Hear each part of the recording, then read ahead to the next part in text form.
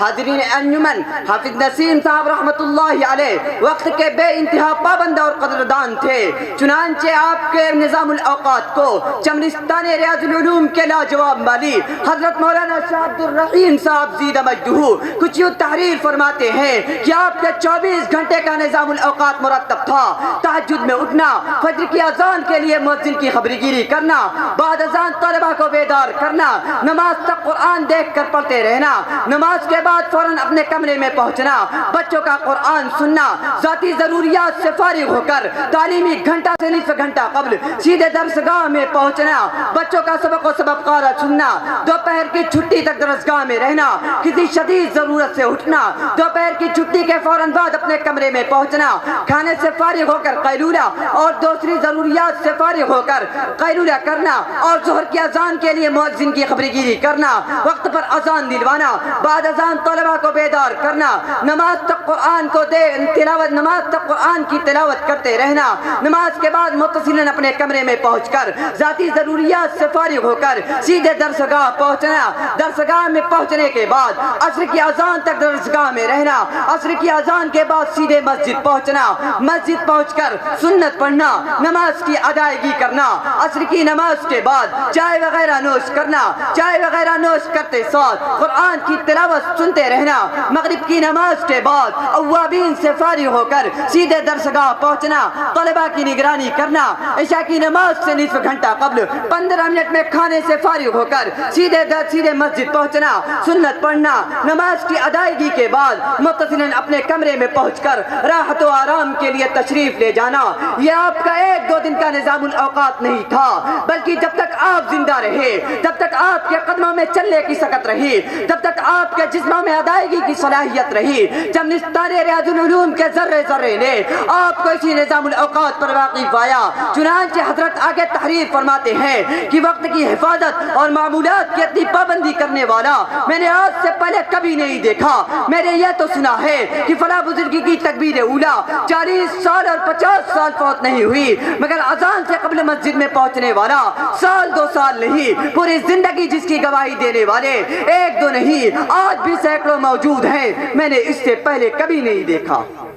اسلاف کی یادوں کی وہ رخشندہ علامت، اے خاک بتا تو نے چھپائی ہے کہاں اب، وہ عظمت اسلام کا تابندہ ستارہ، وہ عظمت اسلام کا تابندہ ستارہ، توصیف سے جس کی میری عاجز ہے زباں اب۔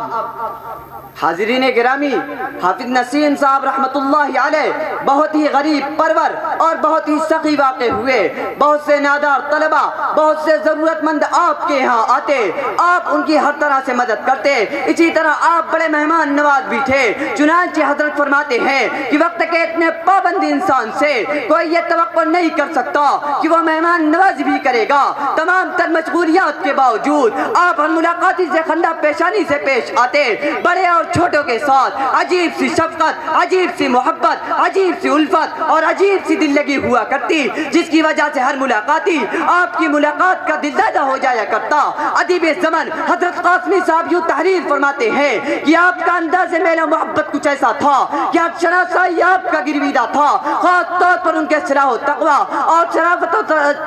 شرافت و نظافت کی وجہ سے ہر کوئی ان سے تعلق اپنے لیے سرمایہ سعادت اور نجات سمجھتا تھا۔ اللہ رب العزت نے انہیں حسن اخلاق اور زہد و تقوی کا پیکر بنایا تھا۔ وہ اپنے تمام محبین و متعلقین کے لیے ہمیشہ فکر مند رہتے تھے، بچوں کے ساتھ بڑے ہی پیار و محبت کے ساتھ پیش آتے اور ہمیشہ ان کی دلجوئی کیا کرتے۔ حاضرین انجمن، حافظ نسیم صاحب رحمت اللہ علیہ کی صحت ماشاءاللہ ہمیشہ اچھی رہی، مگر اخیر دنوں میں تقریباً 4 ماہ مسلسل بیمار رہے، کبھی افاقہ ہوتا، کبھی طبیعت زیادہ خراب ہوتی۔ بلاخر 18 ذی الحجہ 1441 ہجری مطابق 19 اگست 2020 بروز اتوار 1:15 پر خوشبوئے عبدیت و محبت میں بسی بسائی آپ کی پاکیزہ روح ہزاروں شاگردوں اور اپنے متعلقین کو روتا سی سکتا چھوڑ کر اپنے مالک حقیقی سے جا ملی، اور آپ قبرستان حلیمی میں ہمیشہ کے لیے مدفون ہو گئے۔ انا للہ و انا الیہ راجعون۔